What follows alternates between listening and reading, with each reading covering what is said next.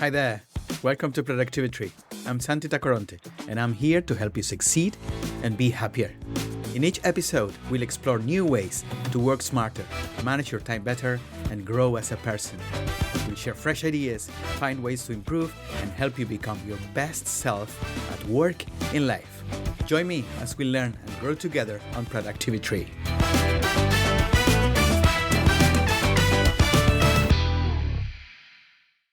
Today, we're thrilled to have Andy Bates joining us.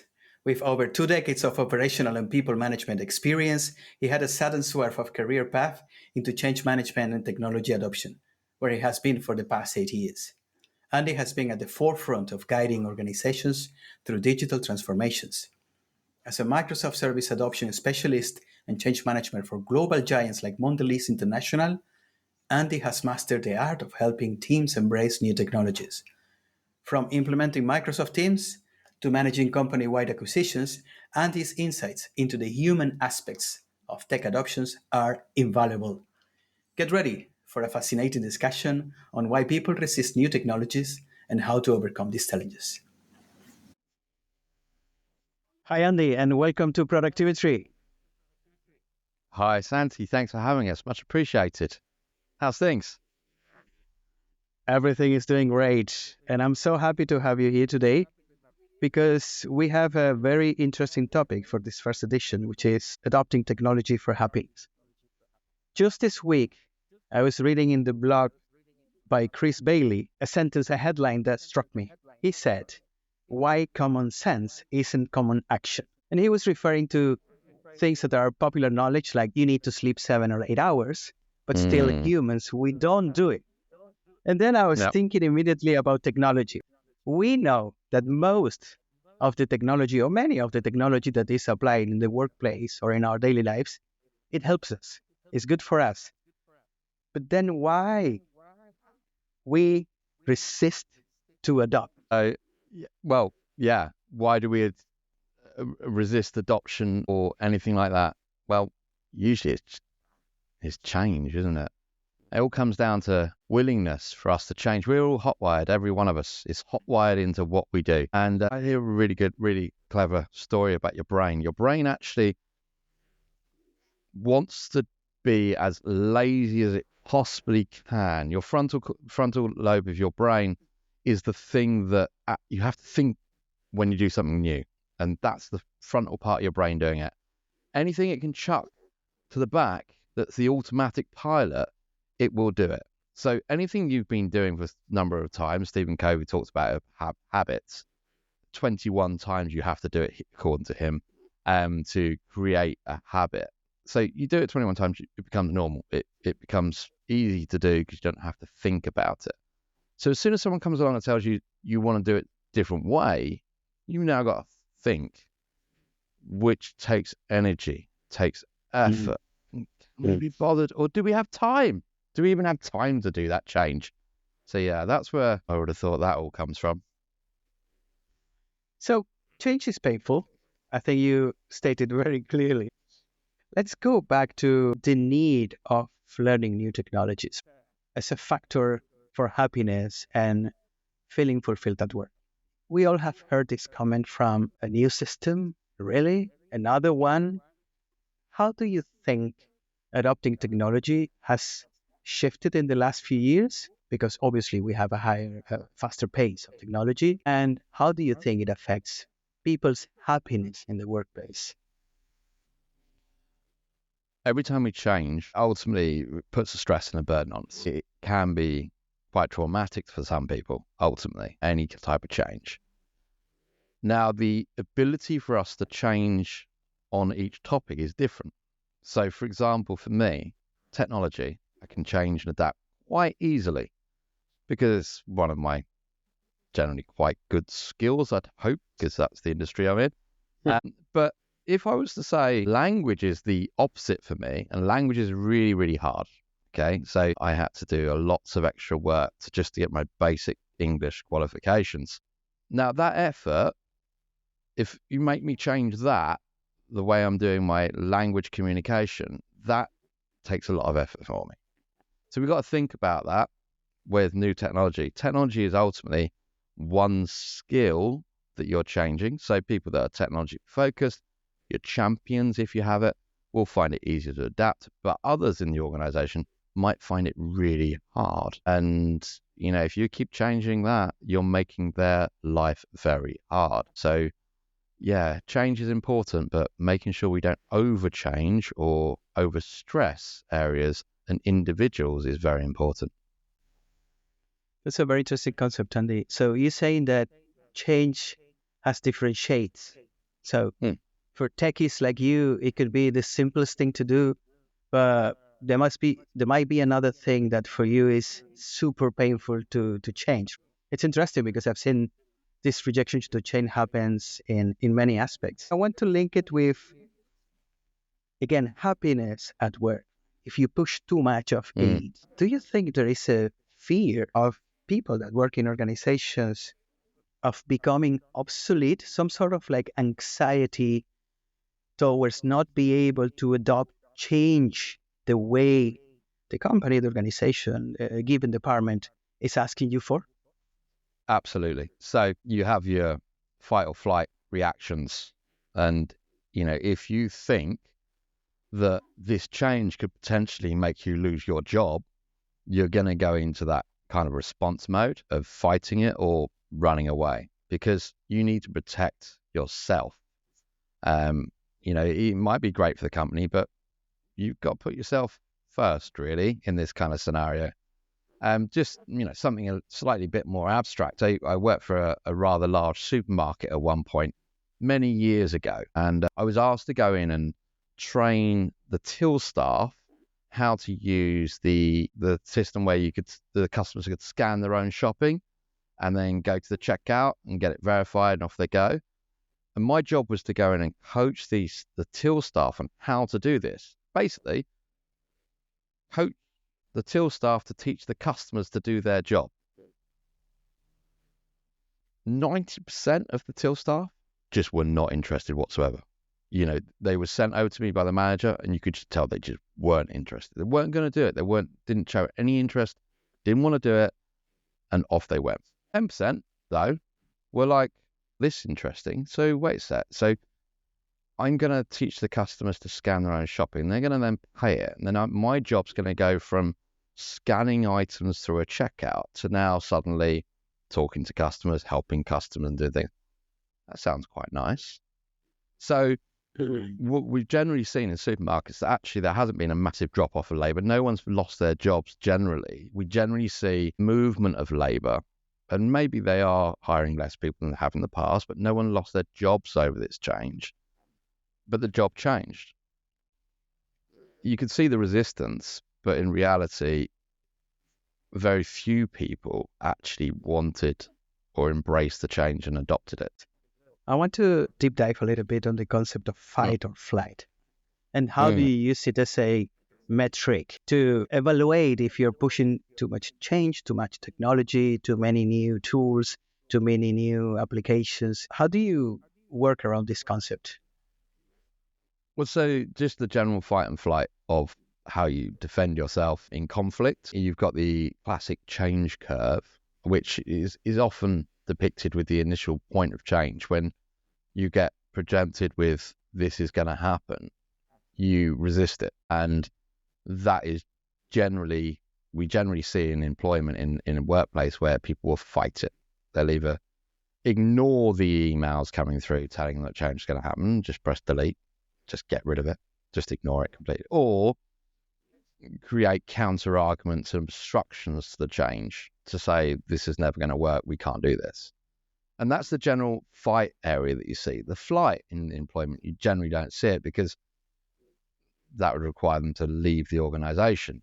But if we constantly change the environment, then we make people uncomfortable, then you will get people leave because they won't want to deal with the change anymore. They find it highly stressful. Let's link this one with company culture. Mm. I'm gonna quote Peter Drucker. Company culture, it's strategy for breakfast. He said it, I think, around 50, 60 years ago. I Mm. don't think there is something more right than this. You put your strategy together, your change management plan, and then it comes the company culture. Mm. How do you think this affects and what role it plays company culture in technology adoption? The technology and adoption really depends on the type of organization. So, for example, if you were to work in a technology company, Mhm. you're probably going to have change technology as a part of the company ethos, as in your organization is automatically trying to disrupt industries to make competitive advantage. So change and that disruption is important. So that's going to probably be at the exec level, C level of the organization, celebrating technology change, and that will drive down through the organization.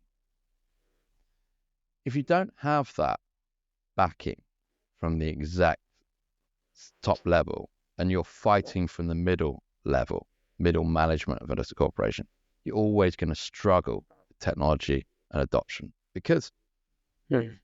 mid managers can either be blockers or supporters. So, depending on their personal opinion and how it fits with their agenda, depends on whether or not it's going to happen. So, to get real change and adoption, it has to come from the top. That CIO needs to be there to be driving it and celebrating that change and seeing the values of it. Now, that doesn't mean that we just need to push technology just for the sake of it to show that we're changing, but it's to make sure that we have an environment that enables the change, to celebrate the change and to move forward quickly. I like that. And see, many times we see, and this is something I face commonly also in my position, right? The need for a sponsorship to make things sync. Let's talk individual productivity here. Mm. Andy has implemented large scale 365 and other solutions many times. How do you deal with the initial dip in productivity? Right? I need to learn something new. I don't know how to use it. I have a lot to do. Right? I need to finish this project. I need to do this. I need to do that. I'm gonna have a dip in productivity. Mm. How do you deal with this? So yeah, personal level, for myself, because of my role in technology and change management, I actually have an active interest in it. So I actually find it a fascinating thing to try and learn and sharpen my tools all the time. So constantly learning and adapting. I'm spending a lot of my time playing around in Power Platform right now in Microsoft, playing around Power Automate, Power BI, and now I'm touching Power Apps and things like that. It's good fun. Now, why do I do that? When do I do that? Well, I'm most productive personally first thing in the morning. That's when I get my things done. That's when I eat that frog, if you've ever heard of that phrase before, where you do the worst thing you could possibly think you want to do that day, you get it done first thing in the morning, meaning that then the rest of the day becomes easier. And by the afternoon, when I have my natural productivity dip and I can't be bothered drafting another email or doing anything like that anymore, that's when I break away from my natural work and look to do creative solutions to things that I need to do in the future, things that I need more time. Can I automate that? Can I do that? Can I tweak that? And that's what I do to try and drive that efficiency and productivity in my work. So I kind of actually produce a lot more than I meant to because a lot of it's automated. But that's because I've been playing around with it in the afternoon to get it automated. If that makes sense, that's my personal solution. But that's not everyone's bread and butter, okay? Because everyone is not like that. Some people, productivity might be around the other way, okay? And they might need to switch that. But also, some people might not really like to do technology. Some people might hate the Uh-huh. idea. And that's the other end. Well, in that case, that's your frog. That is your eat that frog. The thing that you don't want to do today. You don't want to learn that new application. You don't want to find out how that works. Well, that means I recommend you do that at the start of your day because that's the least thing that you want to do. And you schedule that time. You make sure you do that time to make sure you improve it because the one thing that's guaranteed is technology is changing and you need to adapt and you need to learn. You have to do it. Do it first thing and get it out of the way. I like how you have mixed now, how you brought to the picture another shade of productivity, which is energy management. Mm. Eat your frog, and I love the eat your frog You've say, never read right? that Eat book? your. Have you never read that book? It's a good book to read. Eat that I frog. haven't. I Yeah, haven't. yeah, yeah, yeah. It's a Let good me book. write it down. But I love the idea of eating the frog when you have enough energy Mm. to face your fears and your stress and say, like, you know what? I'm gonna do it. I Mm. will eat that frog. I love that part. Andy, let's talk myths. You deal with change management every day. There are a lot of myths around change management and technology. Mm. Do you have something that you say when you start one of these lab programs, so you need to, change something in the life of 80,000, 100,000 people? Do you have something that really you say, oh my God, this is such a myth, right? This is not true. Depends on what it is, to be fair. So, every project will have a different myth, and myths also are related to the individual. And so every individual will have different perceptions and understandings about what the reason why I'm not going to adopt it is going to be. For example, it's not going to work. We're going to have teething problems. The platform's going to blow up. This is going to take a loads of time to learn. All those kind of things. So there's lots of I will not do because there was. Can I bring it to my diving training as an Yes, instructor? please. Can I? Yes, So please.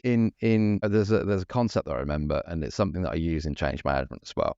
So, and this is to do with sales. So very different. So I became a PADI scuba diving instructor when I was taking career break between operations management and what I'm doing now. And one of the things they teach you is how to sell things. And one of the key concept that I learned through my PADI course was the 5 no's. As in, when you try and sell something to someone, they're going to give you 5 reasons why they don't want to do it or can't do it, or 5 excuses. Now, that's an arbitrary number because it's not really 5, but the point is you're going to get someone say, I don't want to do it. This is why. The skill is to work through those why nots and to break each one down. I don't have enough money. Well, it's actually not that expensive. I'm scared of the water. What are you scared of? What part of it? Is it sharks? Well, we don't have sharks around here, etc. And you work through each one of these 5 no's until eventually they kind of run out of energy to reject because all their fears have been relayed, and now all they've got is the it will not has gone. So actually, I just will. Okay, fine, I'll sign up and do it. Change management is exactly like that as well. You're going to get the no's. If you identify the no's and you communicate the no's and why not, clear the myths, then you might get past that. Interesting how you blend diving and technology change management. Andy, you said before that change is inevitable and Mm. technology is inevitable is in our daily lives. What would be your advice to individuals that are not very keen around technology? Because you already identified a group of people like you and I that love technology and love to try new tools and do Mm. things. What's your advice to people in order to stay adaptable and adopt technology as much as they can for their own growth and happiness? So they need to do it, unfortunately. It's hard, but everyone, I think, in the workplace now, modern workplace, needs to adapt to technology change. And if we don't acknowledge that as an individual, then we've got potential issues because, let's say, technology change is going to happen. Now, that doesn't mean we need to be scared. It means that we need to identify that's something we don't like, find out why we don't like it, and remove that individually. That's self-development, self-growth, identifying why we don't like it. Now, I've actually got another analogy from myself that I can relate to. So back when I was a child, I was very good at maths, but not good at English. Okay, so I went through all school, easy, except for English, where I failed my English GCSE. Okay, so I was born in England, failed my English GCSE. Maths, no problem. A, easy, no problems. Done my A levels, but I couldn't go to university unless I passed my English GCSE. I got my entire life hating English, hating languages. In fact, I failed my French as well, and anything else to do with languages. I failed them all because I was petrified of languages, petrified of learning them and anything to do with it. I had a special teacher to get me through, to get me qualified, so I could then go to university and do maths and computer science. All good. Got through that. English, not so bad, still terrible. And then roll on 15 years or 10 years later, I ended up getting into a department inside one of the organisation of head of UK recruitment and internal communications. Problem. I now need to write an email. I need to write web pages and things like this, or I need to check my team's doing it right. And my first attempt was awful. And somebody basically spent the next year coaching me, my line manager, which I'm eternally grateful for, on how to write stuff. It was awful year of my life. I hated it. I hated basically red lines going through my work. But at the end of it, I got through it. I learned language a different way. I learned how to do it, not in the way in school, in business language. I learned playing Clade scales and all this kind of stuff. I learned it more of a mathematical modeling kind of way. But I got through it. And now I do change communications as a job for technology. So I got through that because I needed to. And I think that could be replicated to some people that hate technology change. You're going to have to get through it. You got to. And it's going to be painful, but you're going to be better off for it. So find out why you don't like it and work through it with a colleague, a line manager, a friend, and spend the time because it ain't going away. Sorry. That's great advice, Andy. I want to link this. Let's link this to the other side of, and it's how the successful adoption of something makes you feel. How did you feel after you kind of conquer your fears and you change from I didn't pass the English exam to now I am creating formal communications for thousands of people in English? Yeah. Yeah. Yeah. Oh, absolutely. It's a journey. I'm not going to say anyone that's ever read any of my communications is perfect, because grammar is still going to be slightly out, and using Grammarly and things like that, it was always a help, or anything like that, or even Microsoft Word with the grammar. So it's not perfect, but the structure, the way you lay it out and the way all that is really key. And how do I feel about that? Well, if I've beaten that demon, when I was told from a very young age, you're not good at that. You can't do that. You're a genius over there, but you can't do that here.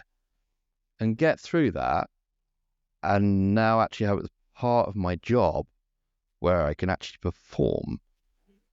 It makes me very happy, because really that was my Achilles heel as a child, and I've got rid of it. So any other Achilles heel, maybe my eating habits is probably the only one that's going to let me down, is something that I can fix, move forward with. I can achieve it. So you think there is a prize waiting for you at the end of the climb? Prize? I wouldn't necessarily say there's a prize. I say I look at challenges differently. I used to be scared of failure, scared of and avoid things that I'm not comfortable with, because I knew that I wasn't good at everything. So you always want to show your best self, don't you? So you just show what you're good at and you hide everything else. Now I'm a lot more open about what I'm good at and what I'm not. So when someone asks me to say, I'm not really good at that, but I'll give it a go. Let's see what I can do. You're not fearing failure anymore, which is a big step. See, there are two thinking cultures in these skills and weaknesses and strengths, right? There is this, a lot of people say, don't focus on your weaknesses, don't try to improve your weaknesses. Focus on what you are great doing, because this is what is going to take you to the top, or to advance your career, Yep. or to make you Yep. be more fulfilled, right? Why you didn't say no to this job and say, you know what, English is not my thing, I'm not going to work in my weaknesses? I didn't really think about it.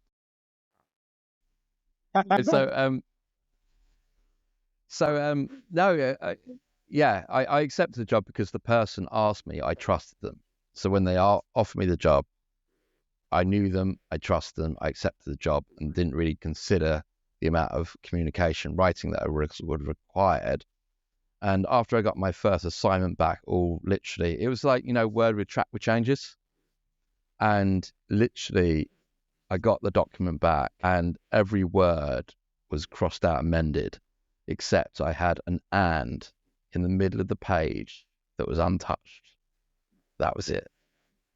So, yeah, not great. So that's where I went from. But, going back to your thing, no, we shouldn't dwell on our weaknesses. We all have them. Don't dwell on them. But don't fear them either. And I'm never going to be as good at English as I am with my maths. That's never going to happen, no matter how hard I try. So it's not worth it.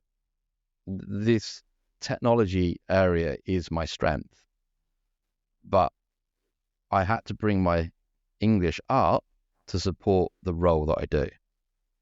Okay, so I'm not fearing that communication anymore. I like the distinction between fear and being aware of your weaknesses and working on some of them, because simply you need them. Yeah, technology, you need it. You need to be able to do it. You need to be able to write an email.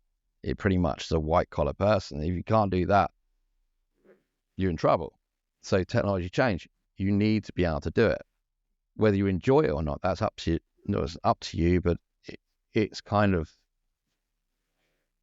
it's, you need to find a way, basically. We talked before about people that has affinity for technology and more techies, versus people that has other social skills or prefer to not focus their life around technology. But let's talk about fear. And I think you tap on it briefly before.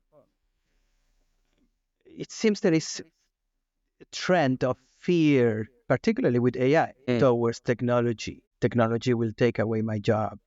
Technology is going to take, almost in a dystopian way, over the entire humanity. How do we balance, Andy? How to balance this fear of... let me tell you something. It happens to me. One of these times I went back to the Canary Islands. I wanted to load my bus card, and there was this hole with the recharging machine, and I went there and it wasn't working.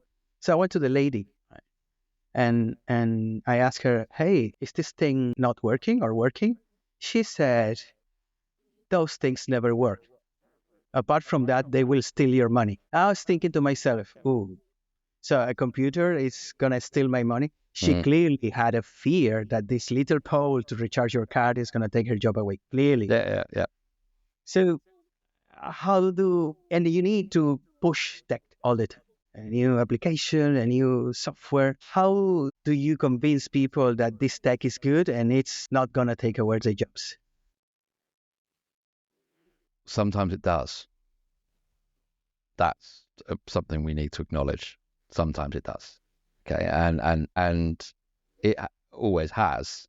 So the AI problem. So my personal journey with this, about fearing of AI, I consider myself as a positive futurist, and as we go through and look at things in the future and see what the existential threat is and things like that, probably not Terminator, just to cut that one off. But looking at job and employment, I always had the view that, hey, look, we had the agricultural revolution. 80% of us worked in farming, and then that went through. It was all right. Just jobs moved. Then we had the industrial revolution. Again, just the jobs moved, but we all had jobs. There was a little bit of uncertainty. Then we're in digital revolution. Then we've gone in, into the local information age. Again, jobs have moved, and ultimately there's still jobs because an economy can't run without jobs, and we need people to earn money, to do something, be productive, to generate income so we can all survive. So that's an economical requirement. So then when AI is coming along, and AI is going to take or displace jobs, because displace is a bit more positive word than take jobs, I thought it'd be fine. However, I am a little bit concerned about the speed of it, because the industrial age has shifted and basically took away people potentially were working blue-collar skills, but really at threat because those jobs are getting removed and they don't have the ability to retrain into white-collar skills. So I acknowledge that, and that is a concern. So it's the real speed of AI. The AI could cause job changes for people. And I won't go into the social political solutions to that I feel, because I think that's a different podcast. So there is that concern. However, for the day-to-day person, white collar in a normal job, it probably isn't. It's probably just going to move your job. And one of the key things that I often work in right now, and I promote constantly, I'm always surprised about the low adoption. Power Automate, Power BI, Power Apps, about how you can, shift your job using technology and improve your job. So you're doing less repetitive, boring tasks, more value-add tasks, more interesting tasks. And this is the kind of thing that technology can often do. It can remove those boring jobs. Can you imagine sitting there getting a recording from your boss that you then to sit on a typewriter and type it out? Can you imagine that's your job? Okay. All right. You were white collar back in the day. All right. Probably not anymore. So technology can move and shift that job, make it more interesting and challenging. And that is the way I generally see technology doing it. Along with AI, it can really help. I was sitting there today, actually, your area, actually, Power BI. I was trying to do some complex DAX in Power Query, didn't have a clue. You know what? Go and ask that AI over there. Oh, look, that code works. Brilliant. Stick that in. Job done. Thank you very much. Let me finish with trying to get your advice, right? But your advice in a different way. You have changed the life of hundreds and thousands of people in very large corporations.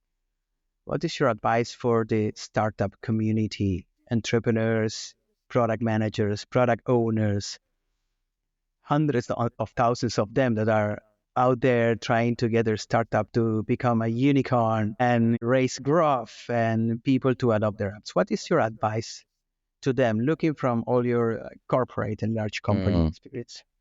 Yeah. So it all comes down to the value proposition, ultimately.